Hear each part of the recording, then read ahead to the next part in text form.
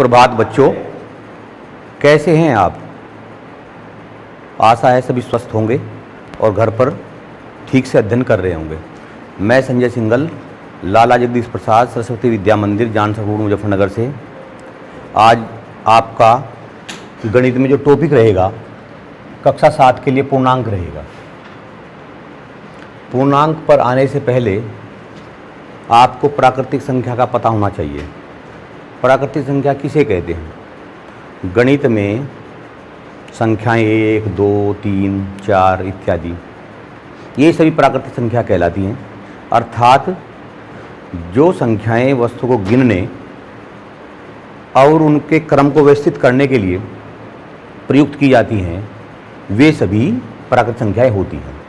और यदि हम उनमें शून्य को भी शामिल कर लें, जैसे 0, 1, 2, 3, 4, 5, तो वे क्या कहलाएंगी? पूर्ण संख्या कहलाएंगी। अब आते हैं पूर्णांक पे। पूर्णांक किसे कहेंगे? शून्य तथा सभी धनात्मक और ऋणात्मक संख्याओं के समूह को पूर्णांक कहते हैं। यानी संख्या पद्धति में शून्य और सभी धनात्मक संख्याएं और जो ऋणात्मक संख्याएं हैं वो मिलकर, जो उनका समूह है मिलकर वो पूर्णांक बनाता है। पूर्णांकों को संख्या रेखा पर प्रदर्शित करना। आज हम आपको संख्या रेखा पर पूर्णांकों को प्रदर्शित करना बताएंगे। बच्चों, ये आपकी संख्या रेखा है। आप देख रहे हैं इसके बीचों बीच शून्य है। शून्य कैसा पूर्णांक है? शून्य न धनात्मक पूर्णांक है और न ही ऋणात्मक पूर्णांक है। शून्य के दाहिनी तरफ जो समान दूरी पर हमने बिंदु अंकित किए हैं, जो पूर्णांक लिखे हैं, वे सभी धनात्मक पूर्णांक होते हैं। शून्य के बाईं ओर समान दूरी पर जो बिंदु अंकित किए हैं आप देख रहे हैं, -1, -2, -3, -4, -5, ये सभी कैसे पूर्णांक हैं? ऋण पूर्णांक हैं। धनात्मक पूर्णांक ऋणात्मक पूर्णांकों से बड़े होते हैं। यानी अपने से दाहिनी तरफ जो पूर्णांक आता है पूर्णांक के, वो हमेशा ही अपने बाईं ओर के पूर्णांक से बड़ा होता है। आपको प्लस का 4 प्रदर्शित करना है संख्या रेखा पर, तो कहां दिखाएंगे? देखो, शून्य से आप 4 कदम इस तरफ चलेंगे, दाहिनी तरफ चलेंगे। 1, 2, 3, 4 और यहां बिंदु ए अंकित कर सकते हैं, कोई और बिंदु भी दिखा सकते हैं। तो बिंदु ए क्या शो कर रहा है? बिंदु ए प्लस के 4 के पूर्णांक को शो करता है। अगर हमें प्लस का 6 दिखाना हो तो कैसे दिखाएंगे? हमें शून्य से 6 कदम दाहिनी तरफ चलना पड़ेगा। 1, 2, 3, 4, 5, 6 और यहाँ पे बिंदु बी अंकित कर देंगे। तो बिंदु ए जो अंकित कर रहा है वो प्लस के 4 को शो करता है और बिंदु बी शो कर रहा है प्लस के 6 को। इनके विपरीत अगर पूर्णांक देखने हो आपको तो शून्य के इस तरफ आए आप बाईं ओर। 4 का विपरीत पूर्णांक क्या होगा बेटे? -4। ऐसे ही बच्चों 5 का विपरीत पूर्णांक क्या होगा? -5। अगर हमें ये पता करना हो कि किन्हीं दो पूर्णांकों के बीच में कितने पूर्णांक होंगे, कौन से पूर्णांक आएंगे, तो कैसे निकाल लेंगे? देखिए, -2 और 3 के बीच के सभी पूर्णांक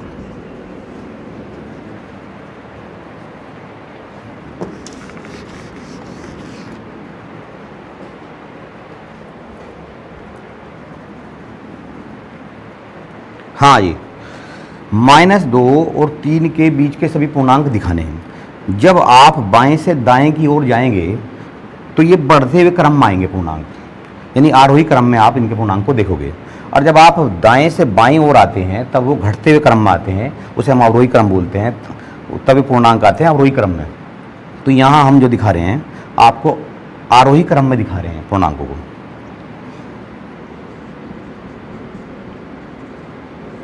हाँ जी, बताइए कौन कौन से पूर्णांक आएंगे? -2 के बाद में क्या लिखा? -1, फिर 0, इसके बाद 1 और फिर 2। क्योंकि हमें तो -2 और 3 के बीच के पूर्णांक तो निकालने थे। तो आपने देखे -1, 0, 1, 2 आया। ये पूर्णांक बढ़ते हुए क्रम में हैं। कौन से क्रम में? आरोही क्रम में है।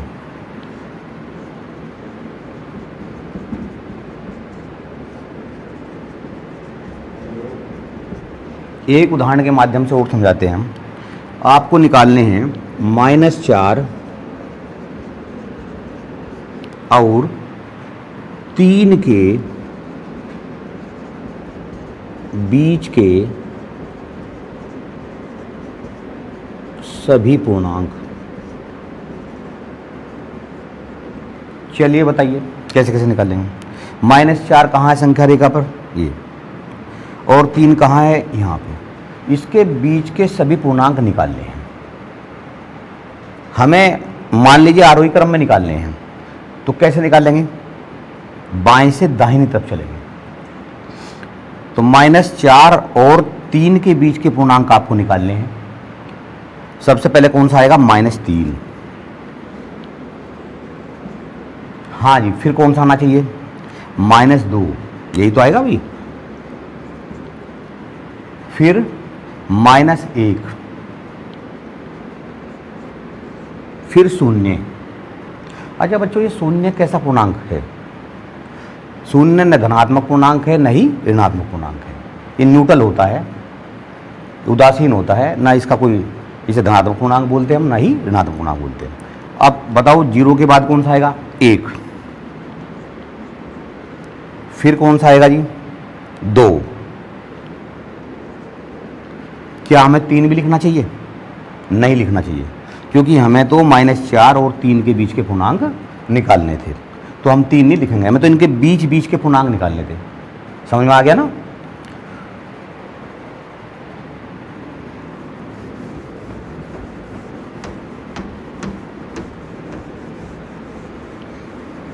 अब इस संख्या रेखा की सहायता से आप निम्न पूर्णांकों के योज्य प्रतिलोम बताइए। 5 का योज्य प्रतिलोम।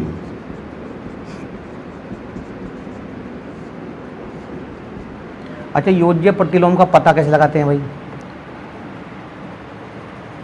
किसी पूर्णांक को उसके विपरीत पूर्णांक से, विपरीत चिन्ह के पूर्णांक से जोड़ने पर यदि 0 आता है तो वह इसका योज्य प्रतिलोम कहलाता है। 5 का योज्य प्रतिलोम क्या होगा? -5, क्योंकि अगर 5 में हम -5 जोड़ेंगे तो दोनों पूर्णांकों को जोड़ने के बाद में एक धन पूर्णांक हुआ, एक ऋण पूर्णांक हुआ। दोनों पूर्णांक को जोड़ने के बाद में 0 प्राप्त हो जाएगा। तो 5 का जो योज्य प्रतिलोम होगा वो क्या होना चाहिए? -5। -4 का योज्य प्रतिलोम निकालना है।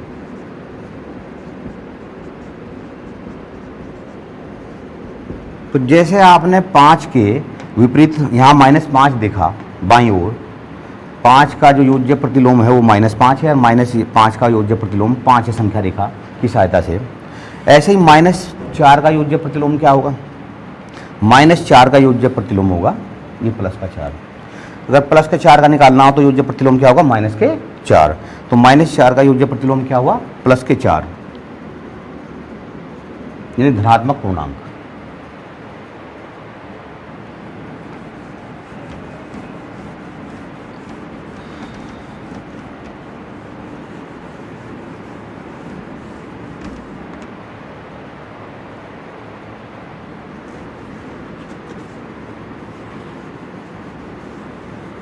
आप डायरेक्ट भी बता सकते हैं। अब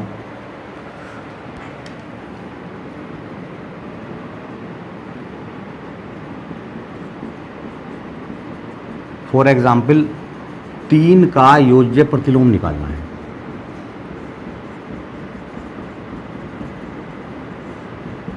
तो क्या होगा? जी हाँ, -3।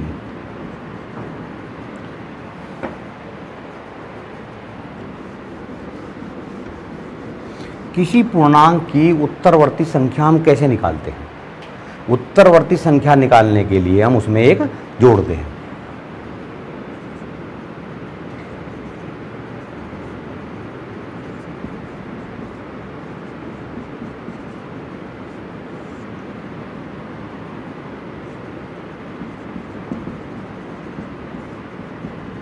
3 की उत्तरवर्ती संख्या कैसे निकालेंगे? हमने बताया कि उसमें 1 जोड़ते हैं। उत्तरवर्ती हो या अनुवर्ती संख्या हो, उसे निकालने के लिए हमें उसमें 1 जोड़ना होता है। कितनी आई? 4। 5 की उत्तरवर्ती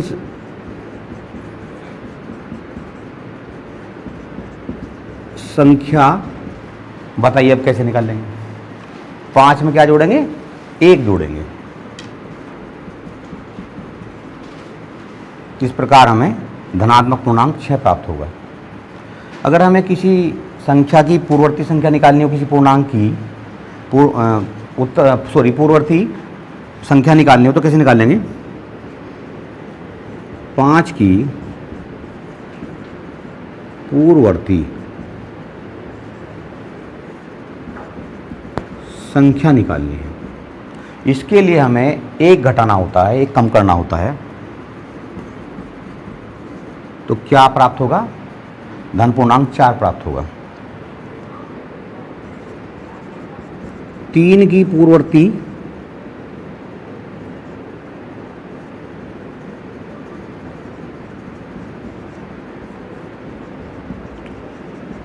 संख्या ठीक इसी प्रकार कैसे होगी?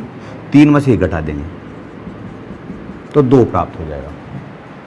तो आपने योज्य प्रतिलोम निकालना सीखा, उत्तरवर्ती संख्या निकाला। उत्तरवर्ती अनुवर्ती एक ही बात होती है भाई, और पूर्ववर्ती संख्या निकालना का। तो मैं आपको सवाल दे रहा हूं जो आपको निकालने हैं।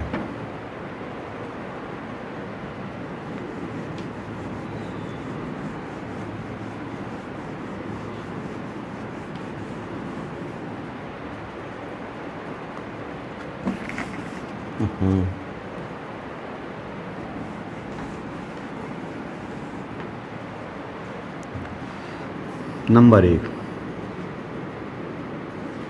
6 का योज्य प्रतिलोम बताइए कितना होगा?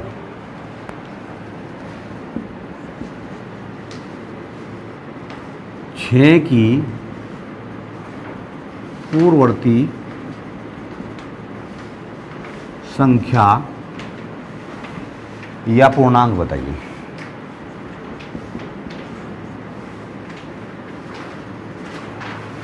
तीन का उत्तरवर्ती पूर्णांक बताइए। ये सभी प्रश्न आप कॉपी पर निकाल कर देख लेंगे।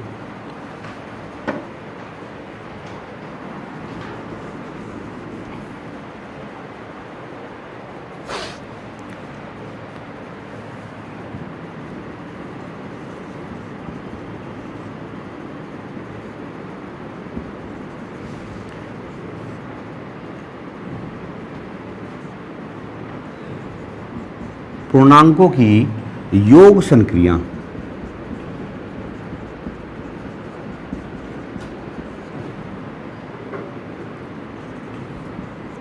क्रम विनिमय नियम का पालन करती है।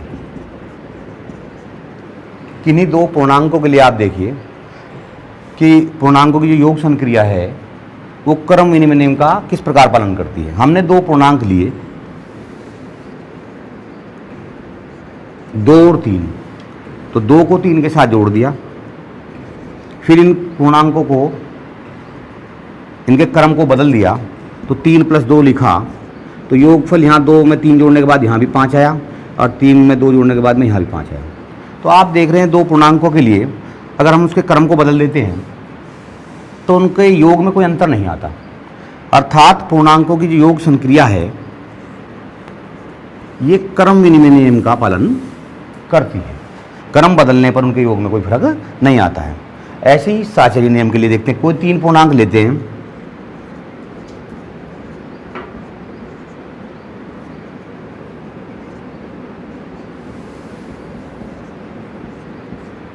पहले 2 पूर्णांकों के लिए ब्रैकेट लगा लेते हैं, उन्हें जोड़ के देखते हैं। 2 और 3 5 और 4 9,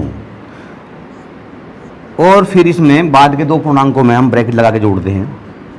तो 2 पहले से जोड़ेंगे, 3 और 4 7, 7 में 2 जोड़ेंगे ये 9, तो यहाँ भी आपने देखा कि 3 पूर्णांकों को लेने के बाद में उनके योग पर कोई फर्क नहीं पड़ा, दोनों का योग एक जैसा आ गया है। तो पूर्णांकों की योग संक्रिया साहचर्य नियम का भी पालन करती है।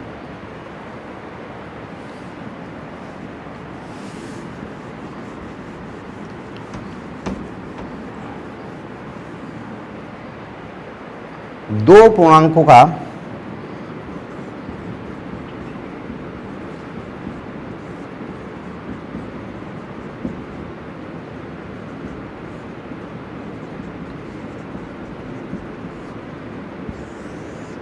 अगर हम दो पूर्णांकों को लेके चलें,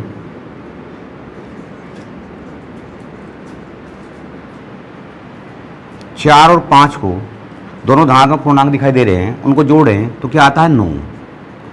तो आप देख रहे हैं जब दो धनात्मक पूर्णांकों को जोड़ा जाता है तो एक धनात्मक पूर्णांक ही आता है, और दो ऋणात्मक पूर्णांकों को जोड़ें तो क्या आएगा, -2 में जब आप -4 जोड़ेंगे तो कितना आएगा भाई, -6। तो दो धनात्मक पूर्णांकों को अगर आप जोड़ते हैं तो एक धनात्मक पूर्णांक आता है, दो ऋणात्मक पूर्णांकों को आप जोड़ते हैं तो एक ऋणात्मक पूर्णांक आता है। और यदि आप एक पूर्णांक प्लस का लें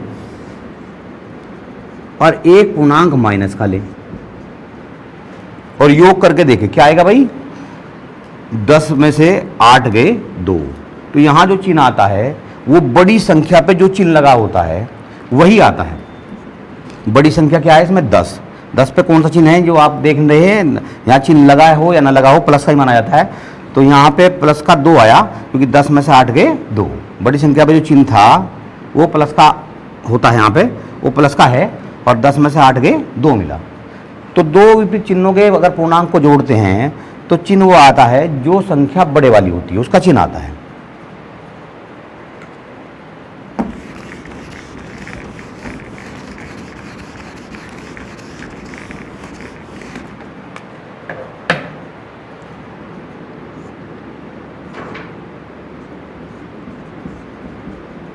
इस बार हम पूर्णांकों का घटाना आपको बता रहे हैं। 10 में से आपको 2 घटाना है। 10 माइनस, जब ब्रैकेट के बाहर कोई चिन्ह होता है, प्लस का होता है तो अंदर वाली संख्या का चिन्ह बदलता नहीं है। तो सबसे पहले हमें ब्रैकेट से बाहर का चिन्ह देखना होता है। प्लस का है तो अंदर वाली संख्या के चिन्ह नहीं बदलेंगे, अगर माइनस का है तो अंदर वाली संख्या के चिन्ह, अंदर वाले पूर्णांक के चिन्ह बदलते हैं। तो बाहर निकल के माइनस का 2 हो गया, 10 में से 2 गए 8। इस प्रकार आप किसी पूर्णांक को घटा सकते हैं।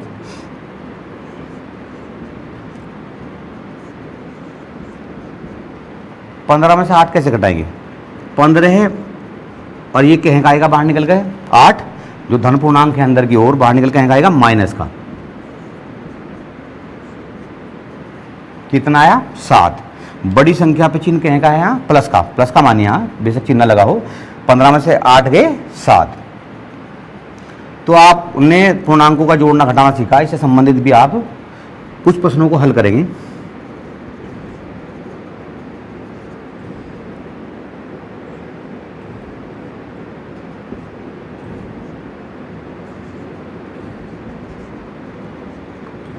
बड़े आसान प्रश्न हैं, बड़े हल्के प्रश्न हैं, ना आप हल करके देखेंगे।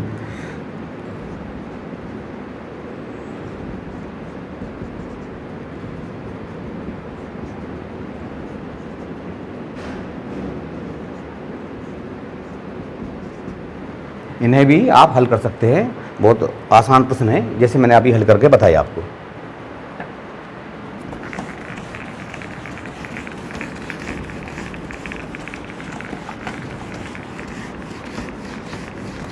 जिस प्रकार योग संक्रिया पर क्रम विनिमय नियम और साहचर्य नियम का पालन होता है, उसी प्रकार आप गुणन संक्रिया पर भी क्रम विनिमय नियम और साहचर्य नियम का पालन देख सकते हैं।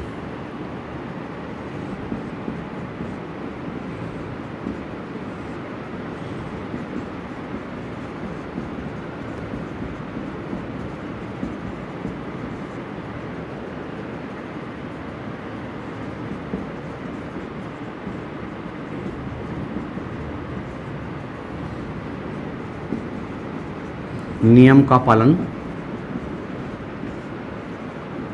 करती है। एक उदाहरण समझते हैं इसे।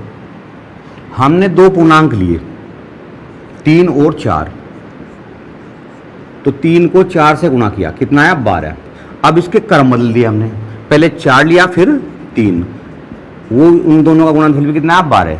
तो आप देख रहे हैं क्रम बदलने पर उनके गुणनफल में कोई फर्क नहीं पड़ता है, अर्थात पूर्णांकों की गुण संक्रिया क्रम विनिमय नियम का पालन करती है। अब 3 पूर्णांकों के लिए साचर्य नियम के लिए देखते हैं।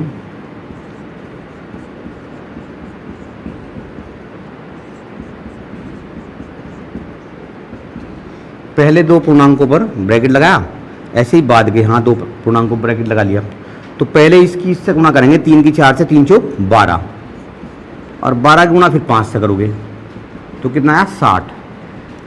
ऐसे ही सबसे पहले आप जो ब्रैकेट में लिखा है आप पूर्णांक इनकी गुणा करेंगे, इनका गुणनफल देखेंगे तो 3 गुणा 4 पंजे 20, इस प्रकार इसका मान भी 60 आया। तो 3 पूर्णांक लेकर हमने देखा है कि पहली दो संख्याओं पर जब ब्रैकेट लगाया और उनका गुणा करने के बाद में 30 से गुणा किया, ऐसे ही बाद की दो संख्याओं पर ब्रैकेट लगाया और जो गुणा करने के बाद आया उसका पहले पूर्णांक से गुणा किया, उनका गुणनफल एक ही आया। इस प्रकार हम क्या कह सकते हैं कि पूर्णांकों की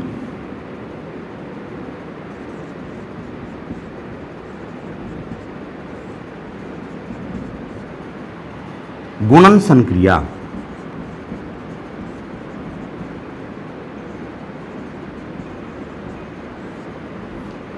साहचर्य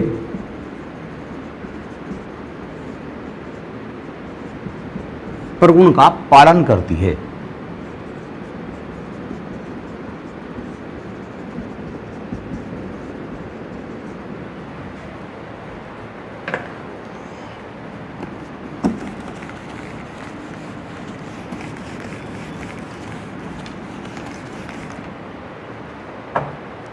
एक नजर अब चार्ट की ओर भी देखें।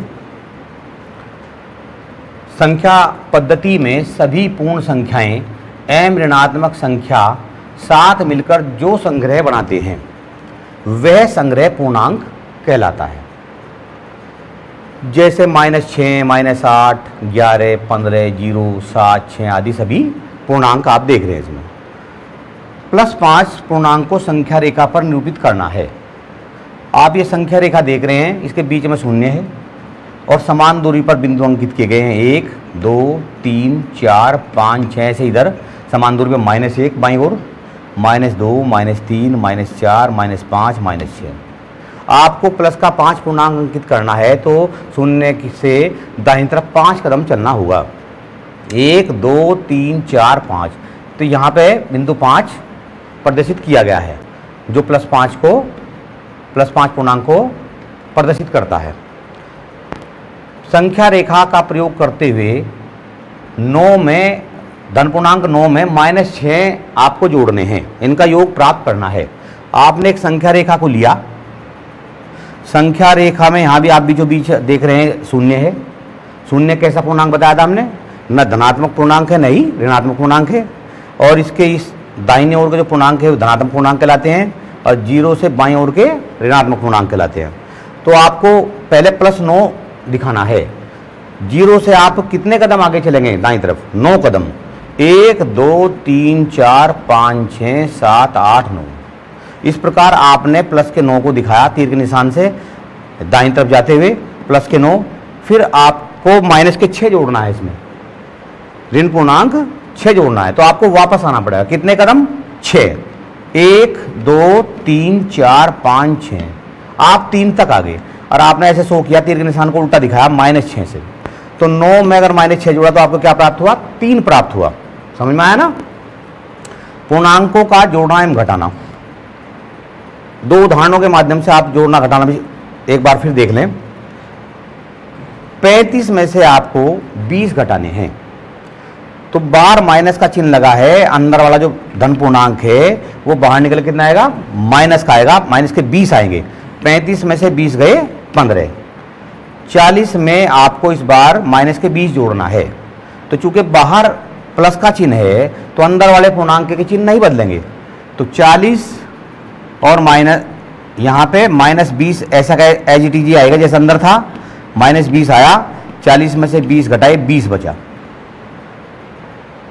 मुख्य बिंदु की ओर देखें, जब दो धनात्मक पूर्णांकों को जोड़ा जाता है तब हमें एक धनात्मक पूर्णांक मिलता है। जैसे मैंने अभी एक उदाहरण के माध्यम से बताया था, यहाँ भी आप देख सकते हैं प्लस के 3 में प्लस के 2 जोड़ेंगे तो प्लस के 5 प्राप्त होंगे। अर्थात जब दो धनात्मक पूर्णांकों को जोड़ा जाता है तो एक धनात्मक पूर्णांक ही प्राप्त होता है। जब दो ऋणात्मक पूर्णांकों को जोड़ा जाता है तब हमें एक ऋणात्मक पूर्णांक मिलता है। -2 में आपने -1 जोड़ दिया, ऋण पूर्णांक 2 में ऋण पूर्णांक 1 जोड़ दिया, तो जोड़ने के बाद कितना है, ऋण पूर्णांक 3। तो आप देख रहे हैं दो ऋणात्मक पूर्णांकों को जोड़ने पर आपको एक ऋणात्मक पूर्णांक ही मिला। एक उदाहरण हमने पहले बताया था, आपने देखा था। तो इस प्रकार आप चार्ट के माध्यम से भी प्रश्नों को अपने हल कर सकते हैं।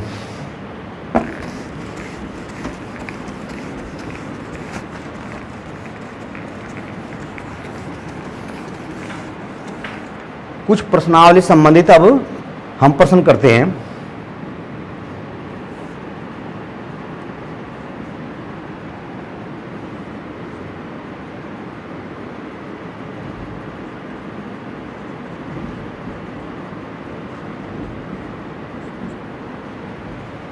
इसका मान बताना है, 20 गुणा -4 गुणा -5, इसका मान बताना है।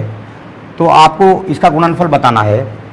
तो आप 20 को या तो प्लस माइनस माइनस होता है, 20 चौका 80 माइनस के 80 आया, और फिर बाद में से ऋण पूर्णांक 5 से गुणा कर लें। माइनस की माइनस से गुणा करते तो क्या आता है, प्लस। जब माइनस 2 बार इस्तेमाल होता है प्रश्न में, ये 4 बार इस्तेमाल होता है, तो वो उसके गुणनफल में प्लस ही आता है। और जब माइनस गुणनफल में 1 बार 3 बार 5 बार इस्तेमाल होता है तो गुणनफल में माइनस ही आता है, ये हमेशा ध्यान रखें। तो यहाँ पे माइनस माइनस क्या हो जाएगा, प्लस। 5 गुणा 0 से करेंगे 0, 5 40, ये माना जाएगा इसका। दूसरा प्रश्न,